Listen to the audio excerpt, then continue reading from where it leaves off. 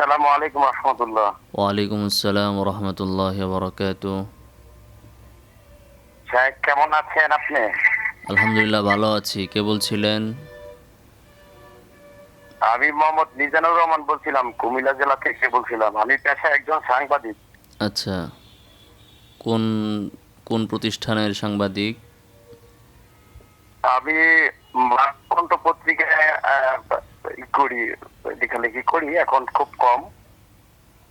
তো আপনার ওই আইডিতে শেখ মুফতি রাকিবুল ইসলাম, ওই আইডিতে আমি কিছু বাহাস দেখলাম।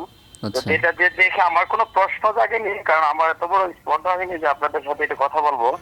তো দু চারটা কথা বলতে ইচ্ছে করতেছে এই প্রোগ্রামে, যারা আপনাকে মাঝে মাঝে প্রশ্ন করে বা বিভিন্ন বিষয় নিয়ে জানার পর এত সুন্দর করে উত্তর দেওয়ার পরেও আপনি এত মার্জিত করে বিভিন্ন রকম রেফারেন্স সহকারে যখন উত্তর দেওয়ার পরেও তারা এটা নিয়ে বাহাসের মধ্যে বারবার তর্ক বিতর্ক করে, তাদের উদ্দেশ্যে আমি কিছু বলার জন্য মূলত আপনাকে ফোন দিছি। জি আপনি বলুন। যদি দয়া করে। বলুন বলুন। জি জি আপনি বলুন। প্রথমত প্রথমত আমি যেটা বলতে চাই, কিছু সংখ্যক আমাদের আকলবাজ এরকম মানুষ থাকে যারা এমন কিছু প্রশ্ন নিয়ে আপনাদের সামনে বিতর্ক করে যেগুলো সম্বন্ধে সে নিজেও জানে না অতটুকু, কারো কাছ থেকে একটু শুনে। একটু আগে আমি একটা বিতর্ক শুনলাম, যেটা উদ্দেশ্য করে বলতে চাই, নবীজি কি নূরের তৈরি না মাটির তৈরি।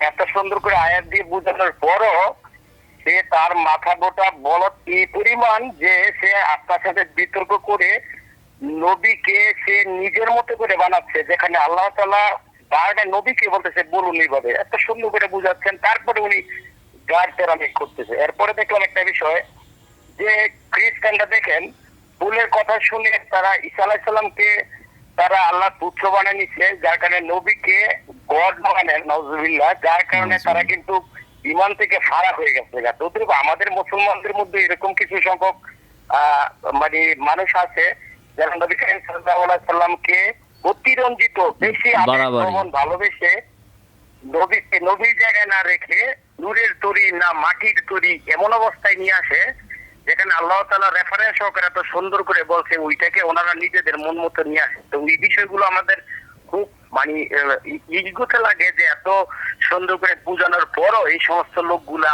আকল জ্ঞান খাটায় না, যে আসলে এখানে আল্লাহ তাআলা কি বলছে সে নিজের মতো করে সাজেক দিতে। ওই জি জি খ্রিস্টানদের মতোই মাঝে মাঝে ঈসা আলাইহিস সালামকে যেরকম বানাই ফেলায়, অর্থাৎ ওইটা ছাড়া তারা যদি সবই ঠিক রাখতো, আমার মনে হয় যে তারা ইমান জি সবই ঠিক ছিল। নবীকে আল্লাহ যদি নবী তাআলা, মানতো, আমরা নবীকে নবী না মাইনে তাদের তারা জন্য দোয়া নবীকে করি, আল্লাহর আল্লাহ পুত্র তাআলা মানে। তাদেরকে হেদায়েত দান করুন। এবং আরেকটা রাসূলুল্লাহ বিষয়, সাল্লাল্লাহু আলাইহি ওয়াসাল্লাম বলেছেন যে তোমরা আমাকে নিয়ে বাড়াবাড়ি করো না, যেভাবে নাকি খ্রিস্টানেরা ঈসা ইবনে মারইয়ামকে নিয়ে করেছে। জি জি জি জি আরেকটা হচ্ছে আপনার জি উদ্দেশ্যে একটা কথা বলা, জি সেটা হলো আমি ছোট্ট একটা দিয়ে মেসাল বা একটা গল্প দিয়ে বলতে চাই, যে রাজা বলতেছিল, রাজার কাছে গেছে হরিণ, সরি শিয়াল এবং গাধা, দুইজনে গিয়ে বলতেছিল। শিয়াল বলতেছিল যে রাজামশাই, আমি বলতেছি গাধারে যে গাছের রং বা গাছপালার রং সবুজ, আর গাধায় বলতেছে হ্যাঁ এটার রং বলে হলুদ। রাজার কাছে বিচার চাইছে, আপনি বলুন তো এটা সবুজ না হলুদ। তো রাজা বলতেছে এটা তো সবুজ, তো তোমারই জেল হওয়া দরকার 2 বছরের। অর্থাৎ শিয়ালকে 2 বছর জেল দিছে। তখন শিয়াল জিজ্ঞেস করছে যে রাজামশাই, আমাকে 2 বছরের জেল দেওয়ার কারণ কি? আমি তো সত্য কথাই বলছি, এটা তো সবুজই।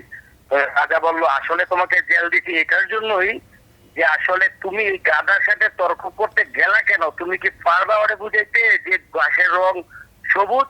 গাধার তো সারাদিনই বলবে গাছের রং হলুদ। তো কাজে আমার কাছে মনে হচ্ছে কিছু কিছু গাধারা মাঝে মাঝে আপনার কাছে ফোন দেয়, এত সুন্দর করে রেফারেন্স দেওয়ার পরে যখন তারা বুঝে না, আমার মনে হয় শাস্তিটা তাদের না হইয়া আপনার হওয়া উচিত। এই সমস্ত গাধাদের সাথে কেন কথা বলতে চান? আচ্ছা, এই আলোচনাগুলো খুব সুন্দর। বিষয়টা হচ্ছে আমার আমার কাছে বিষয় হলো কি যে কে গাধা আর গাধা না সেটা তো আলোচনা করার পরে না বোঝা যায়। প্রথমে যখন তারা কল দেয় বারবার, 10 বার 15 বার 20 বার, তখন তো তারা চ্যালেঞ্জ ছুড়ে দেয় যে আপনি এটা বলেছেন, পারলে আমার কলটা ধরেন, আমি আপনাকে এ বিষয়ে চ্যালেঞ্জ করলাম। তখন কথা বলার পরে না বোঝা যায় যে তার কী অবস্থান। আর দ্বিতীয় বিষয় হচ্ছে যে এই বিষয় যে বিষয়গুলো তারা উত্থাপন করে, এগুলো মানে কমন বিষয়, এগুলো তাদের সবাই এই কথাগুলো বলে, উপর থেকে নিয়ে নিচ পর্যন্ত তাদের সবাই এই বিষয়গুলো, একই বিষয়, একই সংশয় বা একই খোরা যুক্তি তারা উপস্থাপন করে। তো হয়তোবা আমার কাছে যিনি কল দেয় সে হয়তো এটা একগুয়ামি করে অথবা বিষয়টা সে মানতে চায় না, কিন্তু এই বিষয়বস্তুটা যখন যে ব্যক্তি সত্যের সন্ধান চায় সে যখন শুনবে, তখন ওই ব্যক্তি হেদায়েত না পেলেও তার এই বিষয়গুলো শুনে কিন্তু অনেক মানুষই সত্যটা বুঝতে পারবে। এই জন্য মূলত তাদের সাথে কথা বলতে সম্মত হওয়া। খুব সুন্দর কথা। জি হযরত, আমি আরেকটু কথা বলতে চাই। জি আমাদের আসলে উচিত হলো কি, জুব্বার চাইতে জিব্বার কদর করা ভালো, জিব্বাকে হেফাজত করা উচিত। এই যেমন আমি কথা বলতে চাই, আমার কিন্তু ভয় হচ্ছে আপনার সাথে কোন কথায় জানি আপনি কষ্ট পান, সেই জন্য চিন্তা করে কথা বলা লাগে, বুঝছেন, যে একটা জি কথা দ্বারা যাতে আপনি আঘাত না পান। আল্লাহ তাআলা কোরআনে বারবারই বলতেছে আর গাদার মতো যাতে ব্যবহার না করে। আমি কয়েকজনের আচরণ দেখলাম, রেকর্ডিং দেখলাম, রাকিব হুজুরকে চাচ্ছে এরকম ওরকম, হ্যাঁ কিরা কাটতেছে। তো কাজেই আমার কাছে মনে হচ্ছে যে আসলে তারা গুটি কয়েকটা আয়াত যেটা তাদের চারপাশে কিছু মানুষের কাছ থেকে শুনে এসে সাংঘর্ষিক কিছু কথা নিয়ে মানে আমাদের মুফতি বা আমাদের ওলামা হযরত যারা তাদের সাথে লাগতে চায়, আসলে ওইরকম জ্ঞান নিয়ে আসে না যে আসলে পুরো কোরআনটা দেখলি যে আমি যে তার সাথে বাস করতেছি এই বাসের কতটুকু যোগ্যতা আমার আছে। তা কাজে আমার কাছে মনে হচ্ছে যে এই যে ধরে আমিন না আজকে আমিন, নবীজিকে মাটির তৈরি না নূরের তৈরি, নবীজির বাবা মাকে জান্নাত যাবে না জাহান্নামে যাবে, এই সমস্ত আলোচনা আমার মনে হয় পরকালের জিন্দেগিতে